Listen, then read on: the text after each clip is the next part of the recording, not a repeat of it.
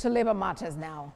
Taraba State government is appealing to striking members of the Nigeria Labour Congress and Trade Union Congress of Nigeria in the state to put the interests of the state above personal concerns. Speaking to journalists in Jalingo, the state's head of service described the strike as unnecessary, insisting it would not stop the government's ongoing biometric verification exercise. But the labor unions are demanding its cancellation. Senior reporter Owolabi Adenusi has more. Early in the morning, task force of the organized labor were out to enforce compliance with the indefinite strike declared by NLC and TUC members in the state. The leadership of the union says the strike is in response to the alleged irregularities in the state's biometric data capturing exercise, which they claim excluded some workers by categorizing them as ghost workers. However, compliance was partial as the task force had to chase some workers out of their offices and lock up buildings to enforce the strike.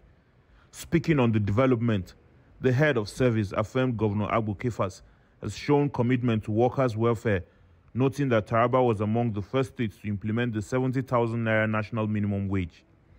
He explained that labor leaders had met with the biometric data capturing committee and agreed to reconvene on Monday, expressing surprise at the strike action. According to him, the government has already paid salaries to 21,000 out of the state's 25,000 civil servants, and only those yet to be paid are required to present genuine documents for verification. This particular strike that are going on is worrisome because the last meeting we had was Friday, 2 days ago. In that meeting, they presented list of civil servants that were not paid. Majority of those people were teachers. I asked them to give me the list. They gave me the list. I gave the committee to verify. The committee went through.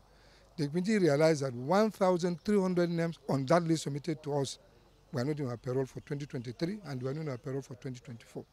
The question now is, how did these names enter our payroll in 2025?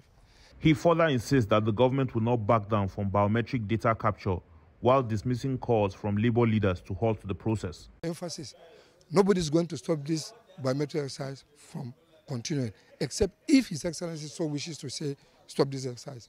But otherwise, we will continue with the biometric exercise. Even if they go on strike, while they are on strike, we'll still continue.